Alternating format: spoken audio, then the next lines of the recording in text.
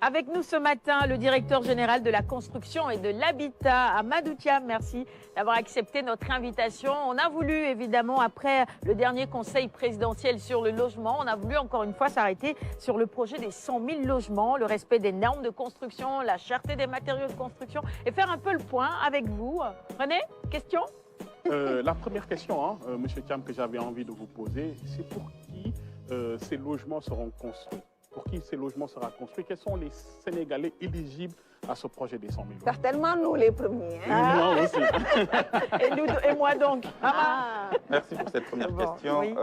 Les Sénégalais qui seront éligibles sont les Sénégalais qui ont déjà une activité salariée ou non salariée, qui gagnent environ 450 000 francs par mois au maximum et qui n'ont jamais eu de domicile au Sénégal, donc les primo-accédants.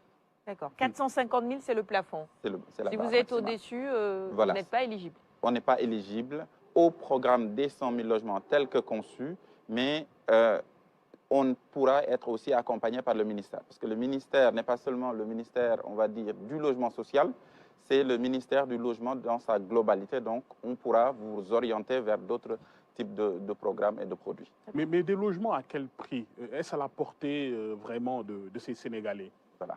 Alors, par rapport à cette question, il faut peut-être faire une précision.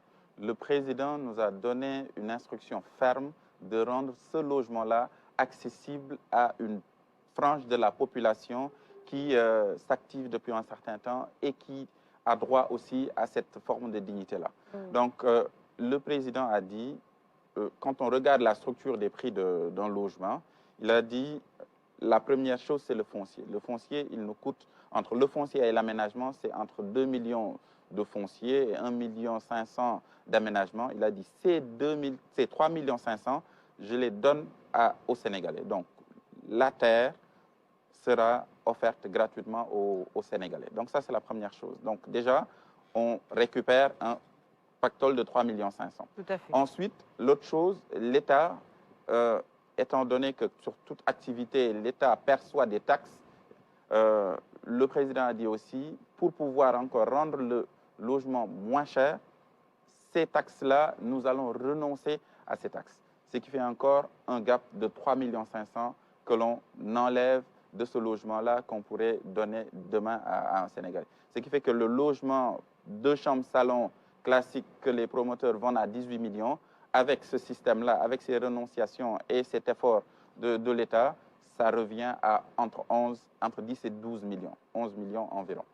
Donc, vraiment, ça, c'est quelque chose à saluer parce que c'est ça qui va rendre, on va dire, suffisamment accessibles les logements. Payable en combien de tranches? Voilà. Ou comment ça se fera? Payable en 15 ans. Donc, si on prend quelqu'un qui a aujourd'hui 25 ans, plus 15 ans, à 40 ans, il sera déjà propriétaire de son logement et il pourra peut-être faire autre chose. Donc, il faut commencer à faire le calcul maintenant. Moi, j'avais une question sur les normes de construction. Je pense que c'est important également. On parle de logements sociaux. Les gens pourraient penser que, bon, comme ça va être moins cher, est-ce que véritablement les normes vont être respectées? Et puis, quel type d'appartements ou de logements seront mis à la disposition de ces personnes? Des F+1, F+2, bon, je vais être peut-être un peu plus clair, 2 chambres salon, 3 chambres salon, ça va être quoi exactement comme logement? Donc, dans notre mode d'habiter, on va dire le logement, faire moins de F3, c'est un peu compliqué. Donc, 2 chambres salon. Le minimum, c'est 2 chambres salon. Voilà, on a tous vécu dans ces maisons où c'est voilà, la chambre des parents, la chambre des filles et les garçons dorment dans le salon. Donc, c'est très souvent comme ça, c'est un minimum. On se dit qu'on ne peut pas faire moins. La haute autorité, d'ailleurs, nous demande de réfléchir à faire 3 chambres salon pour que voilà, les garçons aussi aient leur chambre. Nous sommes en train d'y réfléchir tout en essayant de maintenir toujours le prix très bas. Parce que vraiment, c'est une option prix-qualité. Donc maintenant, pour la question de la qualité, nous serons intransigeants sur cette question de la qualité. Il ne s'agit pas d'avoir un bâtiment au rabais, ce n'est pas ça. C'est plutôt des renonciations et un accompagnement de l'État qui fait que le bâtiment, la maison coûte 12 millions. Mais c'est en réalité, Et il faut le rappeler que c'est une villa qui coûte 18 millions à la base. C'est ça. Donc ça, c'est la première chose. La deuxième chose, quant à la qualité de manière générale, hein, donc on a déjà les bureaux de contrôle qui seront mis à contribution. Un projet apporté par un promoteur qui n'a pas de bureau de contrôle ne sera pas du tout validé. Ça, c'est la première chose. La deuxième chose, il y a l'inspection générale des bâtiments qui est au niveau de notre direction générale et qui a comme rôle d'aller inspecter et de vérifier la qualité dans tous les bâtiments publics comme privés qui se construisent au Sénégal. Voilà. L'IGB a reçu comme mission spécifique d'accompagner spécialement le programme des 100 000 logements. Donc l'ensemble des projets du 100 000 logements, en plus des bureaux de contrôle, l'IGB sera présente au quotidien pour assurer l'investissement de ce Sénégalais-là. Parce qu'en réalité, c'est un investissement. Avoir 10 millions, 12 millions qu'on met sur la table, c'est pour pouvoir se dire que j'ai fait un investissement rentable que je pourrais utiliser pendant une vingtaine, une cinquantaine d'années. C'est des 150 mètres carrés, 300 mètres carrés? C'est des 150 mètres carrés sur le plan. D'accord, sur la surface. Est-ce que les banques, est-ce qu'elles interviennent dans ce projet? Parce que nous, sur le plateau, on a une phobie des banques. Quand les banques interviennent dans un projet immobilier, vous annoncez 11 millions, 18 millions, mais après, à la fin, au bout de 15 ans, vous allez payer beaucoup plus. Est-ce que vous faites intervenir les banques? Ça, c'est la première question. Je vois déjà qu'il y a beaucoup d'engouement. Bien sûr. Avoir un logement au Sénégal, c'est ça. Voilà, donc si les banques sont dedans, vraiment, ça va être compliqué pour nous autres. Voilà. La deuxième question, c'est par rapport à la classe moyenne. Les gens qui gagnent un peu plus de 450 000 par mois, mais pas suffisamment pour acquérir un logement par un prêt bancaire ou bien par un autre moyen. Est-ce que ce ne sont pas des personnes qui sont oubliées? Et pourtant, c'est des gens qui vraiment ont envie d'acquérir des logements, qui ont le potentiel, et même bien plus de potentiel que les gens qui ont moins de 450 000. Entre 200 000 et 450 000, parfois, on peut penser à autre chose qu'à acquérir un logement. Il faudrait penser à ces personnes et arrêter. Tu fais un plaidoyer pour toi-même, c'est ça? Oui, Dès qu'il a dit ça, 450 000, tu as vu ton bulletin de salaire. Bon, très bien, allez-y, répondez. Déjà, pour la première question, la question des banques. Donc, ça a été un point abordé lors du Conseil présidentiel sur le logement. Effectivement, la question des banques peut être compliquée si toutefois on est dans un environnement non maîtrisé et non accompagné. Pour ce projet, le président a demandé à ce que l'ensemble des parties prenantes du secteur du logement fassent un effort sur ce segment. On reviendra sur l'autre segment tout à l'heure.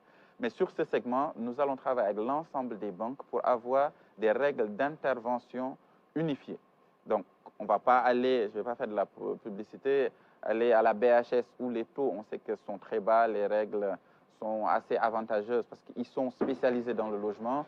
On va dans une autre banque et voilà, on se retrouve avec 2 points de plus de pourcentage qu'avec la BHS. Ce qu'on veut, c'est qu'on arrive à dire à tout le monde, faisons cet effort. C'est ça. Parce qu'on va aller en volume. Parce que ça aussi, c'est une forme de gain. Si toutefois, on reste sur des taux assez élevés de 8-9% pour financer... un ou deux projets, voilà, ou deux un personnes. ou deux projets, exactement. Pas alors que là, intéressant. on parle de 100 000 logements. Le Sénégal n'a jamais construit autant en un temps aussi court. Donc, c'est un projet où si l'ensemble des parties prenantes y mettent la main à la pâte réellement, ça va se faire sans pour autant que l'acquéreur final, parce que le problème que l'État aujourd'hui veut régler, c'est la facilité pour l'acquéreur final de disposer d'un logement qui pourra payer sans pour autant tirer la langue à chaque fin de mois. Ah oui, avec les banques, on va tirer la langue. La deuxième question, hein? Voilà. Maintenant, la deuxième question, les 100 000 logements, on a fait un focus sur les logements sociaux. Pourquoi? Parce que le président a dit il faut qu'on arrive à loger au moins 100 000 ménages pendant les 5 prochaines années. 100 000 ménages. Et il nous a demandé de faire un focus particulier pour les Sénégalais qui n'ont pas des moyens assez conséquents ou bien qui sont dans le secteur informel. Il faut rappeler que ce projet aussi fait un focus particulier sur le secteur informel. C'est pourquoi on a mis en place le Fonds pour l'habitat social, parce que très souvent, on voit des commerçants qui gagnent très bien leur vie, on va dire pour rester dans les 450 000, qui gagnent 300 000 ou 400 000 chaque mois, mais malheureusement, vu qu'ils n'ont pas de revenus documentés, ils ne peuvent pas avoir accès à ces projets-là. Donc, on a mis en place un système de garantie qu'on a appelé le Fonds pour l'habitat social, qui va accompagner ces franges de la population. Environ c'est 45% aujourd'hui de notre base. Il faut savoir que notre plateforme, aujourd'hui, on est à 240 000 quasiment d'inscrits. On a eu un bond de... La plateforme d'inscription? La plateforme d'inscription, 240 000. Le lancement a été fait en décembre 2019. Oui, en décembre dernier. Moi, j'aimerais un peu qu'on revienne sur les régions aussi, parce que je sais que ce n'est pas qu'à Dakar. Oui. Est-ce que le logement de Diourbel, de Tambacounda, coûte la même chose que celui de Dakar? Ça, c'est une très bonne question, parce que très souvent, les gens ont tendance à penser que les politiques publiques, quand elles sont très intéressantes, elles se limitent à Dakar. C'est ça, les 100 000 logements ne sont pas à Dakar. Ça, ce n'est pas du tout notre cas.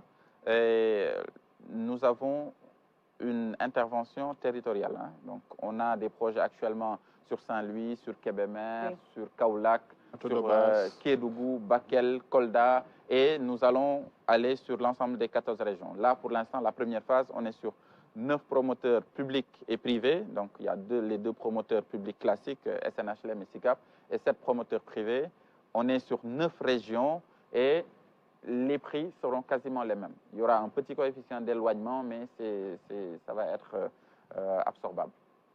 Il y a certainement des questions sur Facebook. Je n'ai pas regardé. Je vais vérifier. Déjà, sur le financement de ce projet Grandeur Nature de 100 000 logements, comment tout cela se fera? Quelle est la stratégie de mise en œuvre? D'accord. D'abord, la première chose à rappeler, c'est que c'est un projet qui n'est pas une commande publique. Ce n'est pas une commande publique. L'État a trouvé un secteur qui était déjà très rentable. On ne fait qu'encadrer pour qu'une certaine frange de la population puisse y accéder dans des conditions douces. Donc, c'est ce qu'il faut rappeler. Donc, l'État met à disposition le foncier. L'État finance les VRD primaires et les VRD hors site. Donc, pour ce financement de cette première partie... C'est quoi VRD? Alors, c'est tout ce qui est voirie et réseaux divers. Donc, c'est voilà, les routes, l'eau, assainissement, électricité. C'est ça. Parce que l'objectif, c'est quoi? Nous sommes en train de reconstruire ou bien de construire les villes de demain, ou bien les quartiers de demain. Au niveau de ces quartiers-là, il ne faudrait pas qu'on tombe dans les travers de certains quartiers qu'on ne veut pas citer, qu'on ne veut plus citer. Donc, ce seront des zones qui seront très bien aménagées et très bien assainies. Question justement de JobShare qui nous regarde ce matin. Merci de choisir Kinkeliba. Notre ami internaute dit ceci.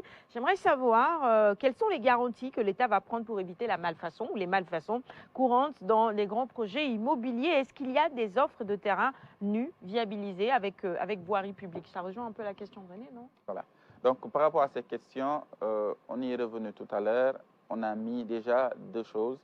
Les bureaux de contrôle qui seront là chaque jour pour s'assurer que tout se passe bien.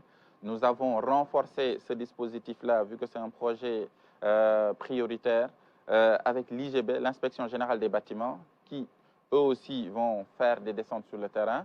Mais il ne faut pas oublier aussi qu'il y a la question des assurances. Donc, il y a plusieurs types d'assurances. Nous allons d'ailleurs rencontrer les assureurs très récemment, très prochainement.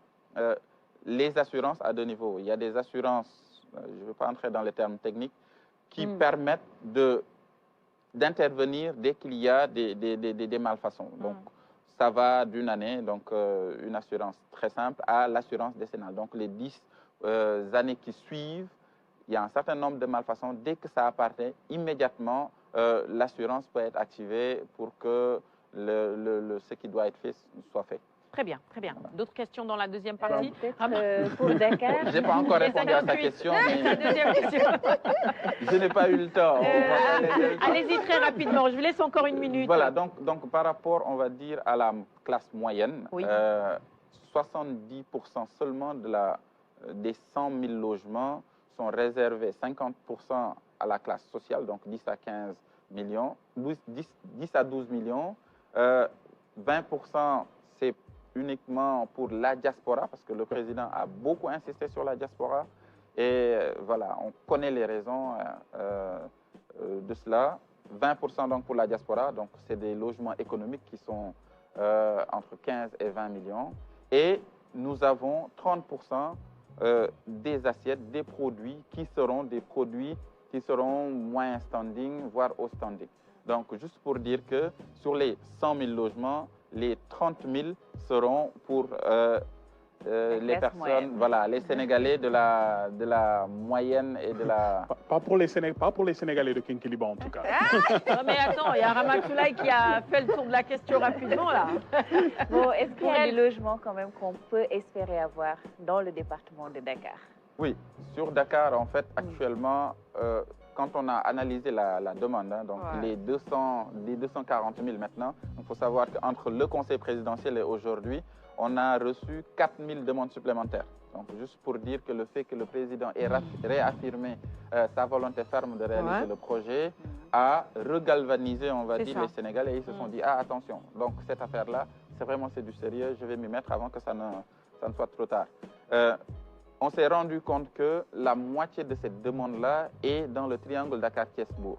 Oui. Donc, c'est vraiment ceux qui sont soit qui habitent à Dakar, soit qui se disent je travaille à Dakar, maintenant je veux habiter à Thiès parce que c'est avec les C'est proche infrastructures. maintenant, c'est ça. Voilà, 30 avec, minutes, on est avec à les Dakar, routes, c'est ça, voilà. tout à fait. Donc aujourd'hui, on est en train de finaliser des projets dans Dakar parce qu'une bonne partie de la demande est à Dakar. On a beaucoup de projets sur Bambilor qui vont démarrer C'est ça. d'ici la fin de l'année. Très bien. Dagakholpa aussi. Daga-Kholpa aussi, parce que sur Daga-Kholpa, c'est très intéressant. L'objectif, on va dire, de ces pôles urbains-là, c'est d'anticiper une urbanisation anarchique. Donc, c'était le cas de Diamniadio. Diamniadio est vraiment au centre du triangle Dakar-Thiès-Bourg. Donc, l'État a dit on s'y met pour pouvoir Réguler le trafic. réguler. Daga-Kholpa, c'est la même chose. On a 2800 hectares qui sont en train d'être mis en place. Combien de D'autres logements? questions dans la deuxième partie 300 000. de ce magazine. René, il est 9h. Bienvenue si vous nous rejoignez à l'instant. Allez, on regarde un petit extrait du clip du jour et puis le bulletin d'info dans la deuxième partie. C'est